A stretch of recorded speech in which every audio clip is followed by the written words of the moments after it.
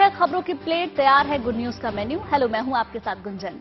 नमस्कार, मैं हूं आपके साथ अदिति। खबरों की रफ्तार वही है, बस परिभाषाएं नहीं है। हम आपको ट्रेंडिंग न्यूज से लेकर वायरल न्यूज तक हर अहम खबर दिखाएंगे। खबरें विस्तार से आपके लिए खबरों की प्लेट तैयार है। तो आइए शुरुआत करते हैं ट्रेंडिंग न्यूज के साथ।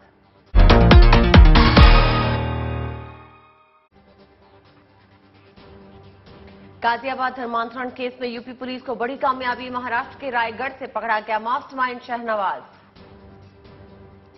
पटना में विपक्षी दलों की बैठक से पहले जेडीयू का बड़ा बयान, कहा नीतीश नहीं है प्रधानमंत्री पद के उम्मीदवार। मध्य प्रदेश में भी कांग्रेस का जय हनुमान दाव। जबलपुर में प्रियंका वाड्रा ने नर्मदा किनारे की पूजा अर्चना। चौराहे पे पार्टी ने लगाई बजरंगबली की गदा। बिपरजॉय तूफान से निपटने के लिए प्रधानमंत्री मोदी दोपहर 1 बजे करेंगे समीक्षा बैठक। केंद्र और राज्य सरकारों ने उठाए एहतियाती कदम। कच्छ और सौराष्ट्र में एनडीआरएफ की 7 टीमें तैनात। गर्भवती महिलाओं को तेलंगाना की राज्यपाल तमिलिसाई सुंदरराजन की अनूठी सलाह। कहा करना चाहिए सुंदरकांड का पाठ। रामायण जैसे महाकाव्य पढ़ने से पैदा होंगे संस्कारी और देशभक्त बच्चे। तो ट्रेंडिंग खबरों के बाद अब खबरें विस्तार से आपके लिए पेश है। हर चुनौती से निपटने और हर मोर्चे पर दुश्मन को परास्त करने के लिए हिंद की सेना हमेशा तैयार रहती है और इन तैयारियों को और पुख्ता करती रहती है ज्वाइंट एक्सरसाइज। वायुसेना और थल सेना ने हाल ही में सेंट्रल सेक्टर में ऐसे ही एक संयुक्त युद्धाभ्यास को अंजाम दिया है। इस युद्धाभ्यास में आर्मी और एयरफोर्स ने अपनी ताकत को परखा। इस ज्वाइंट एक्सरसाइज ने दोनों सेनाओं को युद्ध के मैदान में बेहतर तालमेल बनाने का मौका दिया।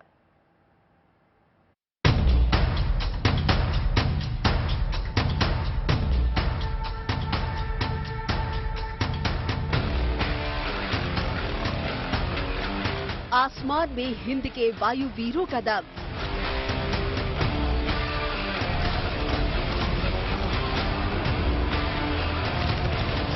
जमीन पर जांबाज थल सेना का पराक्रम।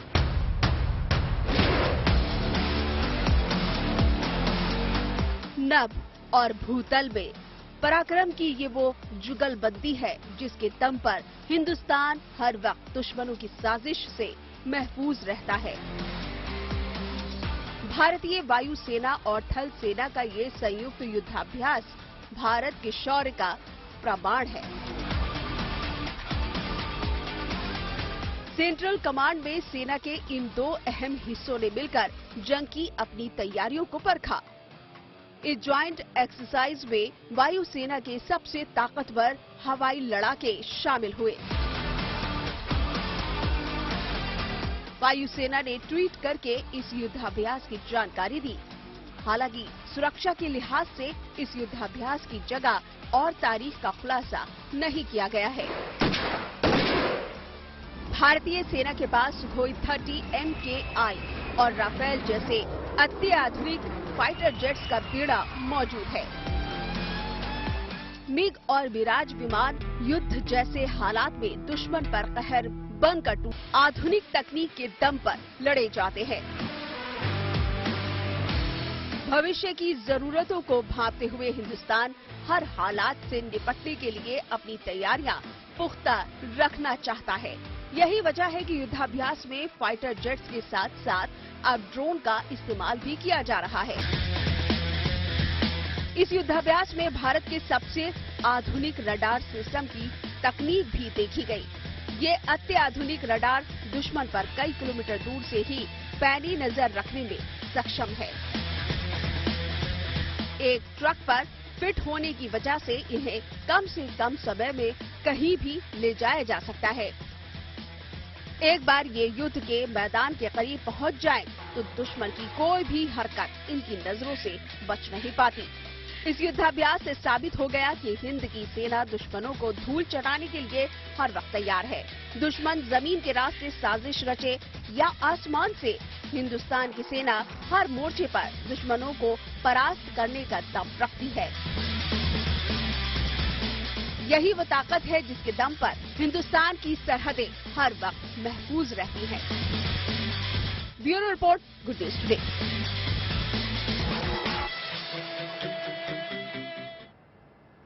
आर्मी और एयरफोर्स के बाद अब बात नेवी की। हिंदुस्तान की समंदर की सरहदें नौसेना के ताकतवर योद्धाओं के हाथों में महफूज हैं। नौसेना ने शनिवार को एक बड़े युद्धाभ्यास के जरिए समंदर में अपनी ताकत का प्रमाण दिया। इस युद्धाभ्यास में पहली बार नौसेना के दोनों एयरक्राफ्ट कैरियर एक साथ शामिल हुए। आईएनएस विक्रमादित्य और आईएनएस विक्रांत से करीब 3 दर्जन फाइटर विमानों ने उड़ान भरी। ये युद्धाभ्यास देश के दुश्मनों की बेचैनी का सबब बन गया है।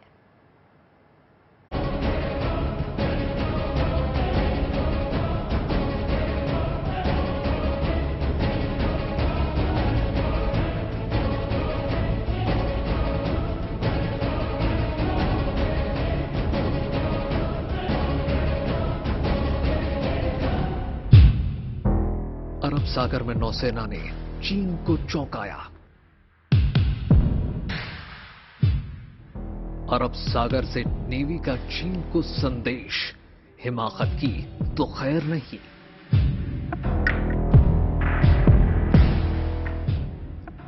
जल से नभ तक हिंदुस्तान ने दिखाई ताकत।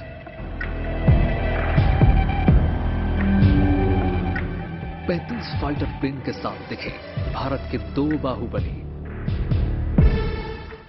आईएनएस विक्रमादित्य और विक्रांत महासागर में एक साथ उतरे।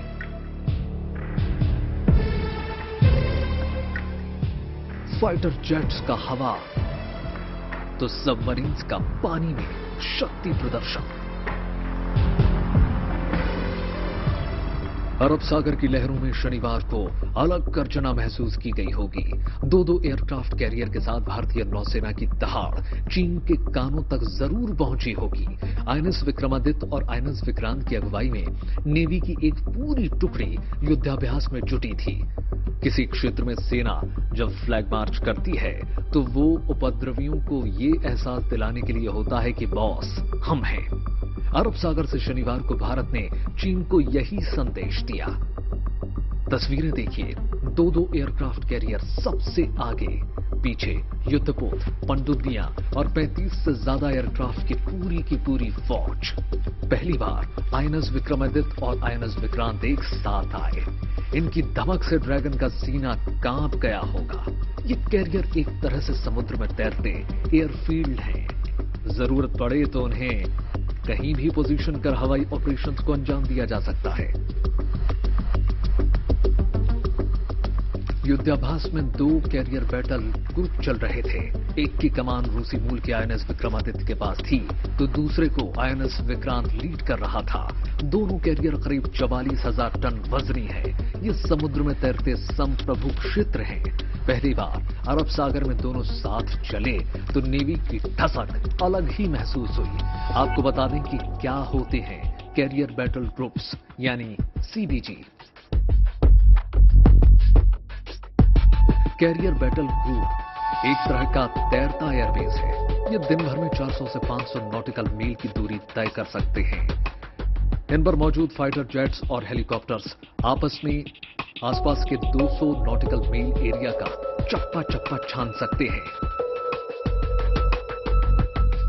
इस एक्सरसाइज में मिग के साथ साथ भारतीय सेना के जांबाज हेलीकॉप्टर्स MH-60R, कामोव, सी किंग, चेतक और ALH ने भी आसमान में दुश्मनों को चुनौती दी। महासागर में एक साथ उतरे आईएनएस विक्रमादित्य और आईएनएस विक्रांत से फाइटर जेट्स ने रात में भी टेक ऑफ कर अपनी ताकत का एहसास करा दिया। इन एयरक्राफ्ट से MiG-29 के सहित 35 फाइटर जेट्स ने उड़ान भरी। नेवी के सबमरीन ने भी पानी के भीतर अपनी ताकत को परखा। दरअसल चीन ने हिंद महासागर क्षेत्र में अपनी उपस्थिति बढ़ाई है। उसके पास दुनिया की सबसे बड़ी नौसेना है। 355 युद्धपोतों और पनडुब्बियों से लैस चीनी नौसेना अब IOR में 7-8 जहाज जासूसी के लिए भेजती है। वो पाकिस्तान की भी मदद कर रहा है ताकि अरब सागर में भारत को चुनौती दी जा सके। ऐसे में ये एक्सरसाइज अहम रही। संदेह ये भी है कि चीन भी इस क्षेत्र में सीबीजीज की तैनाती शुरू करेगा। उसके पास 2 कैरियर्स हैं और तीसरा बनकर तैयार है। चीन का लक्ष्य 10 सीबीजीज तैयार करने का है। भारत के पास हिंद महासागर क्षेत्र में एडवांटेज है क्योंकि चीन की लॉजिस्टिकल दिक्कतें हैं। हालांकि भारतीय नौसेना को भी तीसरा एयरक्राफ्ट कैरियर बनाने की इजाजत नहीं मिली है। उसे बनाने में 1 दशक से ज्यादा लगेगा। इंडियन नेवी राष्ट्रीय हितों की रक्षा और क्षेत्रीय स्थिरता बनाए रखने के लिए लगातार एक्सरसाइज करती रहती है। समुद्री सीमा की सुरक्षा का दायित्व निभाने के लिए उसे हर पल चौकन्ना रहना पड़ता है। इसलिए समय समय पर ये रूटीन एक्सरसाइज उसकी रणनीति का हिस्सा होती है। Akshay Dongre, good news today. अब बात तूफान बिपरजॉय की। इस तूफान की दस्तक से केरल और मुंबई के समंदर की हलचलें बढ़ गई हैं। मौसम विभाग ने इस तूफान से सावधान रहने की हिदायत दी है।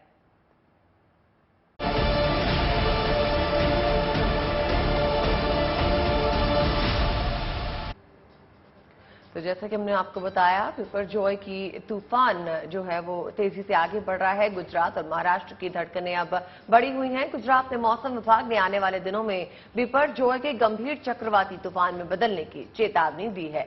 वहीं इस तूफान में 15 जून के आसपास उत्तर की ओर बढ़ने की आशंका जताई गई है। 15 जून की दोपहर इस तूफान के कच्छ के तट को पार करने की उम्मीद है और इस दौरान इसकी रफ्तार 125 से 135 किलोमीटर प्रति घंटा रह सकती है। ऐसे में सभी लोगों को घर के अंदर और सुरक्षित स्थान पर रहने के लिए एडवाइजरी जारी कर दी गई है। चक्रवात से दो हाथ करने के लिए एजेंसी सक्रिय हो गई हैं। समंदर के तटों पे एनडीआरएफ की टीमें तैनात है। मछुआरों को समंदर में न जाने की सलाह दी गई है। गुजरात के प्रमुख बीच को बंद कर दिया गया है। 6 जिलों में आश्रय केंद्र बनाए गए हैं। आपके सामने ये 6 तस्वीरें हैं और ये तस्वीरें बयां कर रही हैं कि बिपरजॉय के खतरे से निपटने के लिए प्रशासन किस कदर तैयारियों में जुट चुका है।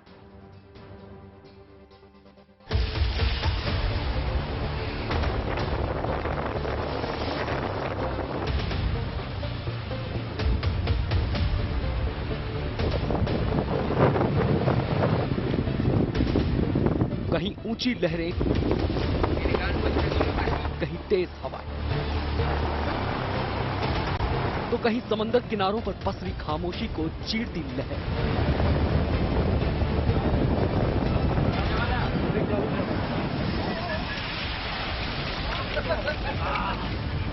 इन उफनाती लहरों और हवा के शोर से समंदर के किनारे वाले इलाकों में हलचल तेज हो गई है, क्योंकि चक्रवाती तूफान बिपरजॉय के मंगलवार से गुरुवार के बीच गुजरात के समंदर किनारे वाले जिलों तक पहुंचने का अनुमान। कच्छ के समुंदर का ऐसा रौद्र रूप आज से पहले कभी देखने को नहीं मिला। ये बिपरजॉय के आने की शुरुआती तस्वीरें हैं, लेकिन कहा जा रहा है कि जो एक्सट्रीम सीवियर जो साइक्लोनिक स्टॉर्म है जो बिपरजॉय, उसके चलते कच्छ के समुद्री तट पर वो टकरा सकता है।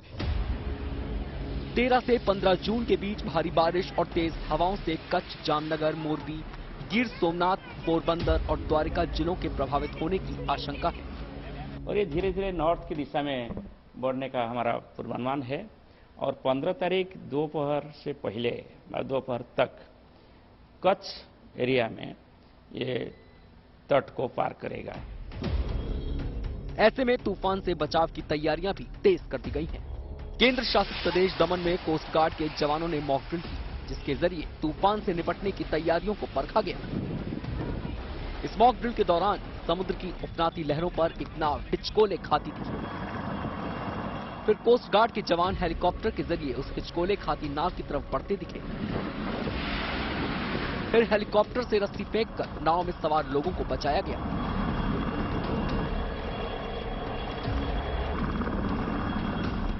इसी तरह गुजरात में एनडीआरएफ और एसडीआरएफ के जवानों की टीमों को समंदर किनारे वाले इलाकों में तैनात कर दिया गया है। मतलब समंदर किनारे गश्त बढ़ा दी गई है ताकि कोई समंदर में ना जा सके।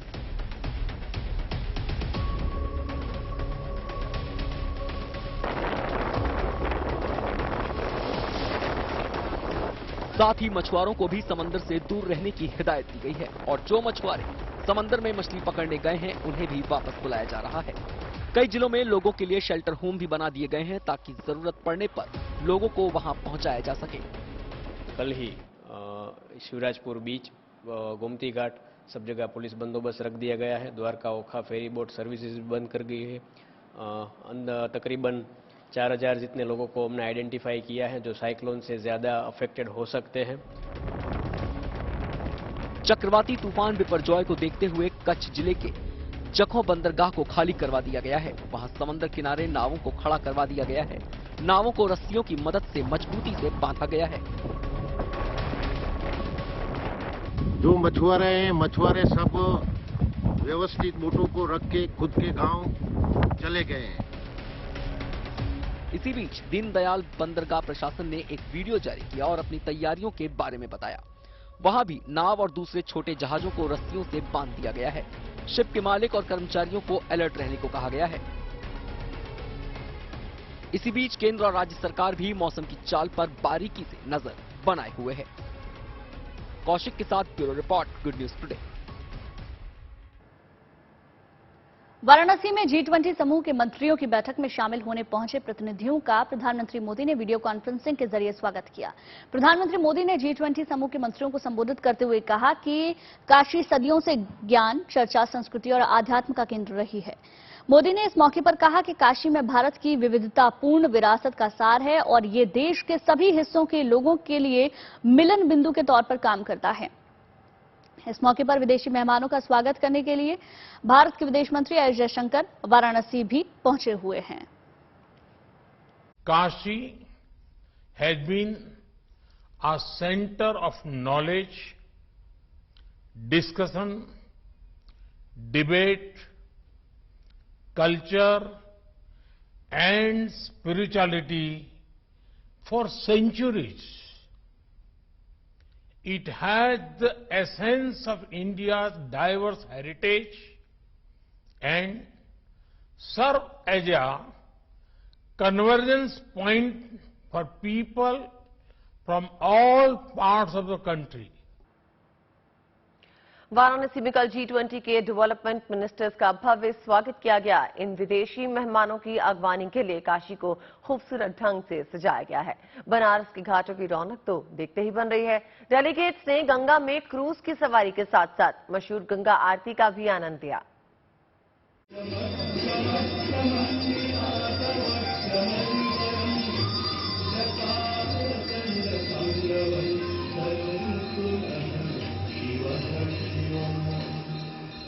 ये दिव्य नजारा वाराणसी के दशाश्वमेध घाट का है।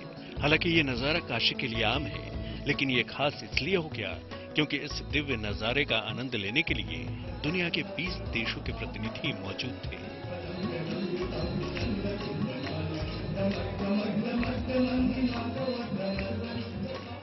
पौराणिक शहर वाराणसी पहुंचने पर डेलीगेट्स का स्वागत बड़े ही पारंपरिक तरीके से किया गया। यही नहीं, उनके स्वागत के लिए लोक कलाकार बड़े ही मनभावन नृत्य पेश कर रहे थे। मेहमानों का स्वागत भोलेनाथ के वाद्य यंत्र डमरू से भी किया गया। कई डेलीगेट्स डमरू बजाने की कोशिश भी करते दिखे। वाराणसी पहुंचने के बाद G20 देशों से आए मेहमानों को वाराणसी की सैर भी कराई गई। गंगा नदी पर बने नमो घाट देखने भी डेलीगेट्स पहुंचे। यही नहीं, उन्होंने गंगा में क्रूज की सवारी का भी आनंद लिया। जब दशाश्वमेध घाट पर आरती के बाद काशी का आसमान आतिशबाजी से नहाया तो नजारा देखने लायक था। इस अनोखे दृश्य को डेलीगेट्स कैमरे में कैद करते भी दिखे।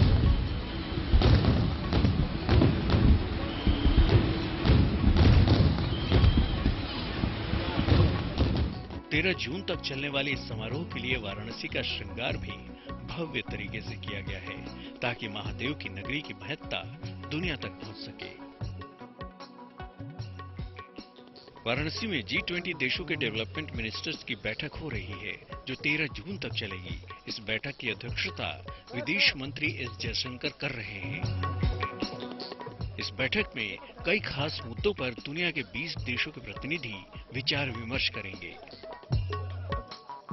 जो भी चुनौतियां हैं, चाहे महामारी की चुनौती हो, आतंकवाद की चुनौती हो, विकास की चुनौती हो, आर्थिक चुनौतियां हो, उसका न केवल मंथन चिंतन करेंगे बल्कि उसके समाधान को भी ढूंढ निकालने की कोशिश करेंगे। रोशन जायसवाल, वाराणसी, GNT।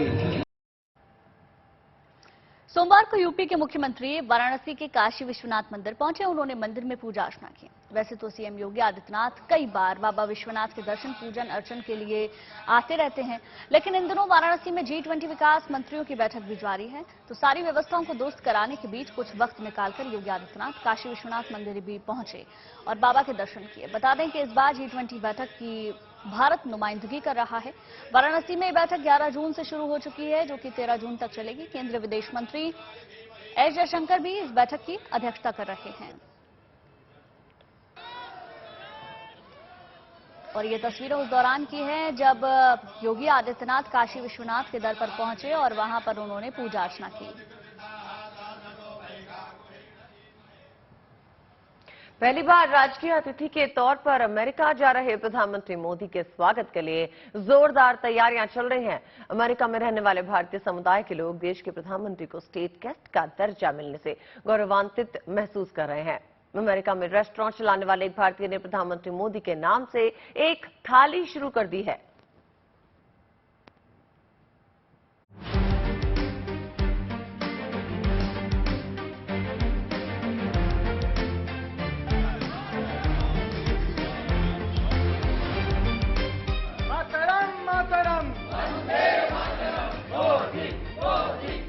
अमेरिका में प्रधानमंत्री मोदी की पहली राजकीय यात्रा को लेकर जोरदार तैयारियां जारी हैं।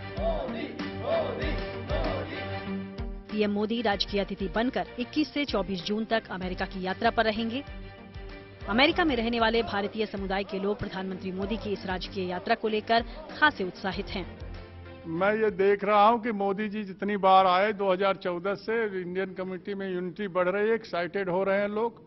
और इस बार तो बड़ी तैयारियां चल रही हैं। हमारे कृष्णा जी लगे हुए हैं इस बार, और तमाम इंडियन कम्युनिटी के लोग इकट्ठा होकर इस बार मोदी जी का बहुत बड़ा वेलकम करने की तैयारी कर रहे हैं। व्हाइट हाउस में हजारों लोग जा रहे हैं। मोदी की इस यात्रा को देखते हुए न्यू जर्सी स्थित एक रेस्टोरेंट ने उनके नाम से थाली लॉन्च की, जिसे नाम दिया है मोदी जी थाली। रेस्टोरेंट के मालिक श्रीपद कुलकर्णी ने एक वीडियो जारी कर खुद इसकी जानकारी दी। मोदी जी नमस्कार, मेरा नाम श्रीपद कुलकर्णी, मैं एडिसन से न्यू जर्सी एडिसन से बात कर रहा हूँ। और हमने आपके लिए ये स्पेशल थाली बनाई है इंडियन कम्युनिटी के डिमांड पे। ये मोदी जी थाली है। तो इसमें हमने बनाया है खिचड़ी, फिर बनाया रसगुल्ला, सरसों का साग, दम आलू कश्मीरी, इडली, मराठी ये है कोथिंबीर वड़ी, फिर बनाया है ढोकला, छाछ, पापड़। ये सब हमने आपके लिए बनाया है और ये हमारे लोगों ने ट्राई भी किया है और इनका रिएक्शन आप पूछ लो, बहुत ही बढ़िया। Thank you very much. बतौर प्रधानमंत्री नरेंद्र मोदी इससे पहले 7 बार अमेरिका के दौरे पर जा चुके हैं, लेकिन ये पहली दफा है जब अमेरिका ने उन्हें राजकीय अतिथि का दर्जा देकर आमंत्रित किया है। इसके तहत 22 जून को वाशिंगटन डीसी में राजकीय अतिथि के रूप में उनका स्वागत होगा। 22 जून को ही रात में बाइडेन दंपति पीएम मोदी को रात्रि भोज देंगे। उसी दिन वो अमेरिकी कांग्रेस के संयुक्त सत्र को संबोधित करेंगे। नरेंद्र मोदी पहले भारतीय प्रधानमंत्री होंगे जिन्हें 2 बार अमेरिकी संसद को संबोधित करने का मौका मिलेगा। पहली बार उन्होंने जून 2016 में अमेरिकी कांग्रेस के संयुक्त सत्र को संबोधित किया था। कहने की जरूरत नहीं कि मोदी की इस बार की अमेरिकी यात्रा कई मायनों में खास है और पूरी दुनिया की निगाहें इस पर टिकी हुई हैं। Bureau report, good news today. और चलिए अब बात राम भक्तों की अनोखी आस्था की। एक तरफ अयोध्या में तेजी से राम मंदिर बनाने का काम जारी है, वहीं दूसरी तरफ राम भक्त ईंट और पत्थरों से अपने सपनों का मंदिर बना रहे हैं। राम मंदिर के लिए जिन शिलाओं से मूर्ति गढ़ी जाएगी, उन दिव्य शिलाओं को लेकर राम भक्तों की अनोखी आस्था दिखाई दे रही है।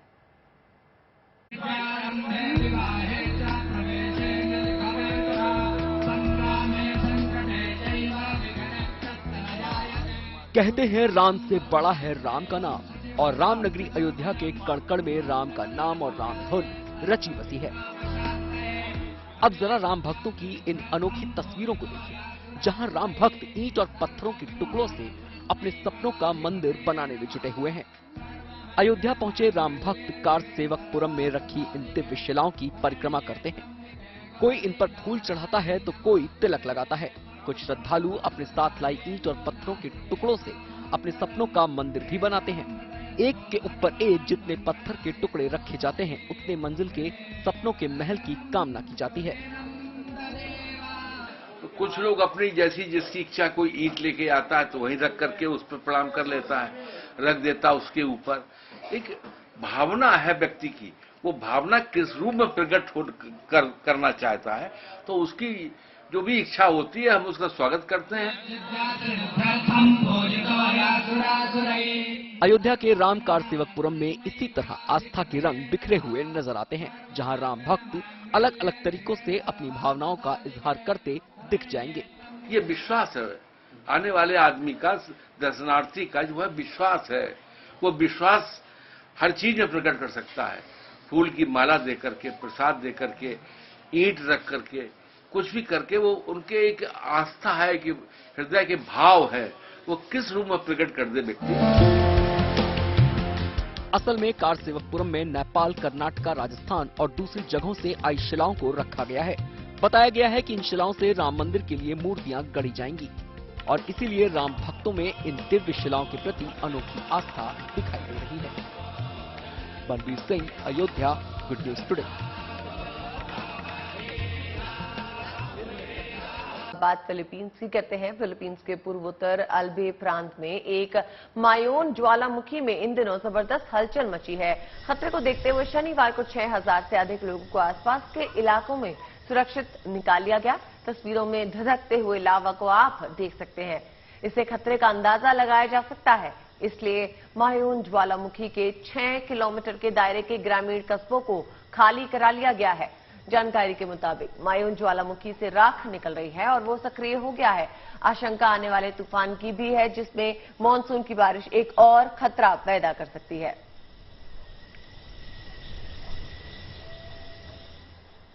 वहीं क्यूबा इन दिनों भीषण बारिश और बाढ़ की मार झेल रहा है। हर तरफ सिर्फ पानी ही पानी मौजूद है। तेज हवाओं ने लोगों की मुश्किलें और बढ़ा दी हैं, लेकिन इस मुश्किल समय में लोगों की मदद के लिए प्रशासन आगे आया है और बाढ़ में फंसे लोगों को सुरक्षित बाहर निकाला गया है। इस काम में हेलीकॉप्टर की भी मदद ली जा रही है। मौसम विभाग का कहना है कि क्यूबा में बारिश का ये सिर्फ ट्रेलर है, आने वाले दिनों में हालात और भी ज्यादा बिगड़ सकते हैं। लिहाजा लोगों की सुरक्षा महत्वपूर्ण है और उनको सुरक्षित रखने के लिए प्रशासन की ओर से हर संभव प्रयास भी किए जा रहे हैं। ये तस्वीरें उसी मदद की बानगी भर हैं।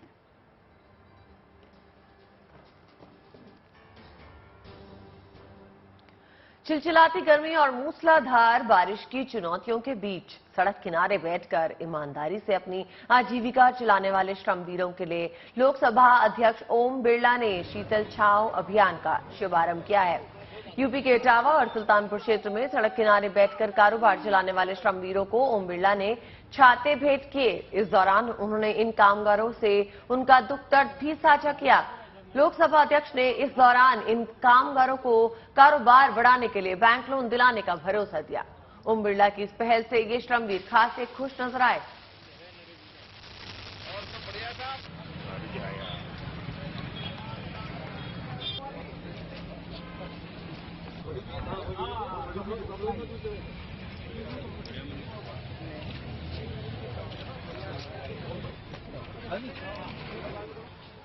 वहीं 8 जून को केरल तट पर दस्तक देने के बाद मानसून तेज रफ्तार से आगे बढ़ रहा है। कर्नाटक, तमिलनाडु के बाद अब ये महाराष्ट्र के कुछ इलाकों में करीब करीब पहुंच गया है। दूसरी तरफ नॉर्थ ईस्ट स्टेट्स में मानसूनी बारिश शुरू हो गई है। उम्मीद की जा रही है कि आने वाले 3 से 4 दिनों में उत्तर भारत के मैदानी इलाकों को लू के थपेड़ों से मानसूनी राहत मिलेगी।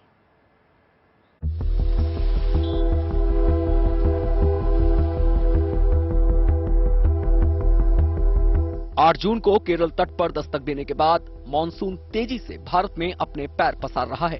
अभी तक मानसून तमिलनाडु, कर्नाटक और केरल तक पहुंच चुका है, जबकि इसके जल्द ही महाराष्ट्र पहुंचने की संभावना है। मौसम विभाग का कहना है कि बुधवार यानी 13 जून तक इसके महाराष्ट्र में सक्रिय हो जाने की उम्मीद है। अगर नॉर्थ ईस्ट स्टेट की बात करें तो ये इलाका भी मानसूनी हवाओं की जद में आ चुका है और उम्मीद की जा रही है कि आने वाले 48 घंटों के अंदर यह पश्चिम बंगाल होते हुए 15 जून तक बिहार में प्रवेश कर जाएगा। किया है, तमिलनाडु का हिस्सा कवर किया है, बे ऑफ बंगाल का हिस्सा कवर किया है। हम आने वाले 48 घंटों में ये उम्मीद करें कि ये थोड़ा सा और हिस्सा इस साइड का, वेस्ट कोस्ट का कवर कर सकता है। इसके अलावा मेजर जो पोर्शन है मानसून का वो नॉर्थ ईस्ट इंडिया रहेगा, उसमें कंटिन्यूस रेनफॉल हो रही है काफी दिनों से, पूरा मानसून हम कवर कर सकते हैं आने वाले 48 घंटों में। इसके अलावा सब हिमालयन वेस्ट बंगाल का सिक्किम और थोड़ा बहुत जो बिहार का ईस्ट बिहार टच कर सकते हैं। यानी मौसम वैज्ञानिकों ने जैसा अनुमान लगाया था उसी तरह मानसून का तेजी से विस्तार होता जा रहा है। गुजरात में 20 से 25 जून के बीच मानसून के पहुंचने की संभावना जताई गई है। मध्य प्रदेश में 20 से 22 जून के बीच मानसून पहुंच सकता है। छत्तीसगढ़ में 15 जून तक मानसून के पहुंचने का पूर्वानुमान है। ओडिशा में 15 से 17 जून तक मानसून की दस्तक हो सकती है। राजस्थान के कुछ हिस्सों में 30 जून से 5 जुलाई तक मानसून के पहुंचने की उम्मीद है, जबकि हरियाणा, उत्तराखंड और उत्तर प्रदेश में 25 जून तक पहुंचने का पूर्वानुमान जारी किया जा चुका है। पूर्वी उत्तर प्रदेश में 20 जून को मानसून की दस्तक देखने को मिल सकती है। झारखंड में मानसून 17 जून तक आने की संभावना जताई गई है। अगर दिल्ली एनसीआर की बात करें तो 2-3 दिनों से पड़ रही भयंकर गर्मी से जल्द ही निजात मिलने वाला है, क्योंकि दिल्ली की हवा बदलने वाली है। मौसम विभाग का कहना है कि 14 जून के बाद दिल्ली एनसीआर इलाके में हवा की दिशा दक्षिण पश्चिमी हो जाएगी। ये हवा अरब सागर से नमी लेकर आएगी, जिससे बारिश के हालात बन सकते हैं। लेकिन मानसून की बात करें तो वो 30 जून के बाद ही दिल्ली पहुंचेगा। Bureau report, good news today. Lunch time के इस आखिरी पड़ाव में आपको दिखाते हैं कुछ महान व्यक्तियों के विचार। डालते हैं नजर आज के विचार पर। दलाई लामा ने कहा कि अपनी क्षमताओं को जानकर और उनमें यकीन करके ही हम एक बेहतर विश्व का निर्माण कर सकते हैं।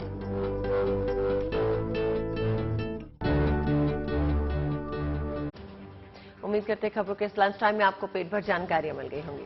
कल फिर होगी आपसे मुलाकात कुछ और नई खबरों के साथ। तब तक के लिए देखते रहिए गुड न्यूज टुडे।